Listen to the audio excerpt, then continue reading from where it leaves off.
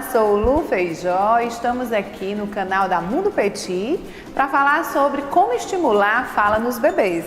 Então, doutora, como que a gente faz para estar estimulando essa fala nos bebês? O ideal é que você já comece a estimular essa fala no momento da gestação, tá? Por quê? Porque o ouvido começa a se formar já no período da gravidez. Mais ou menos por volta da 12ª semana gestacional, esse bebê já começa a ouvir sons primitivos.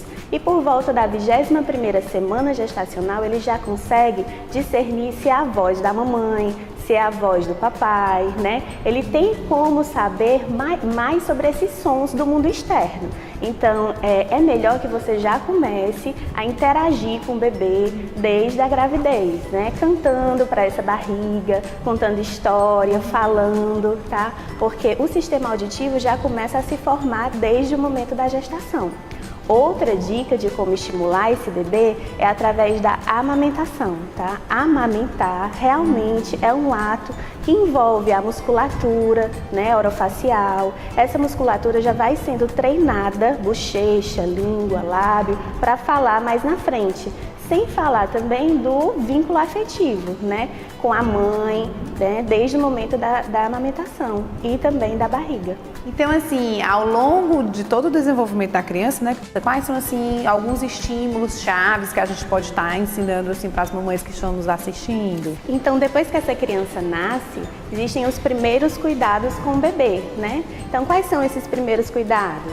Dar um banho, trocar uma fralda, né? O momento da amamentação, da alimentação. Então, a mãe pode ir também conversando com essa criança, né? Com uma voz também não infantilizada, mas como quem fala como pessoa, né? E cantando também no momento do banho, né? E falando o que é que ela tá limpando ali naquele momento. É a cabeça, é a barriga, né? São as pernas, é o pé, tá? No momento da amamentação, o contato visual, olhar no olho dessa criança também é importante. O carinho, um vínculo, né? Tudo isso daí já é uma maneira de estimular esse bebê. É muito importante o contato, né?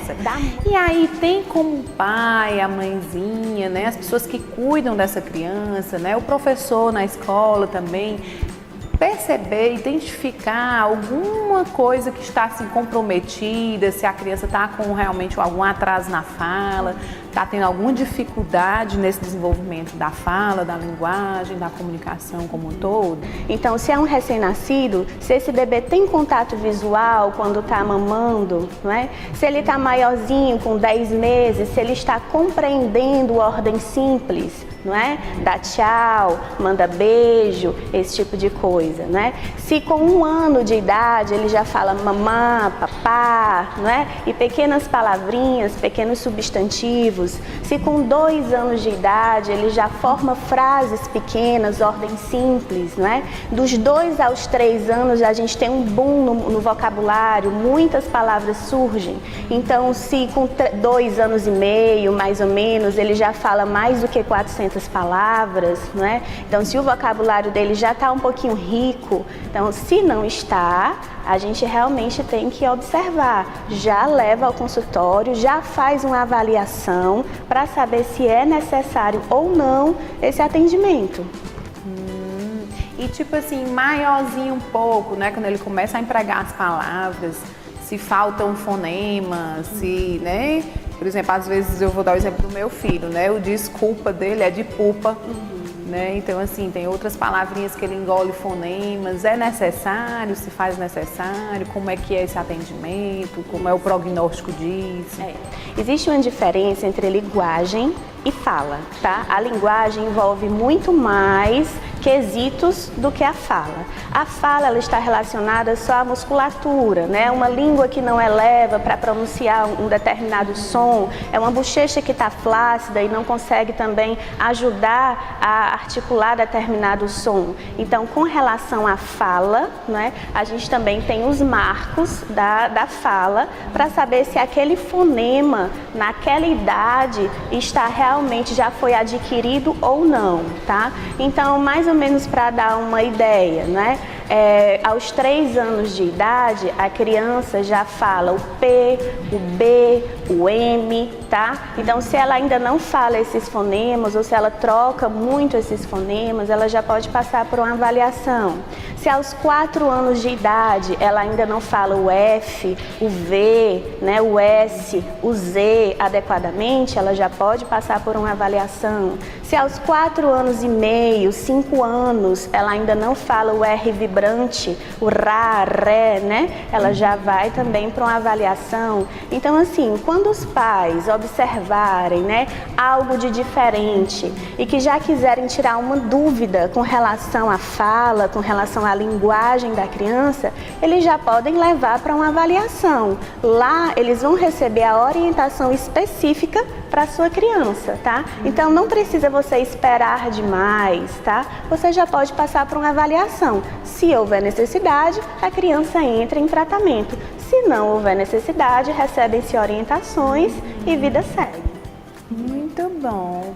E assim, no desenvolvimento, assim, tem alguma diferença assim, da linguagem, da fala chegar mais rápido nas meninas, mais devagar nos meninos? Tem alguma diferença?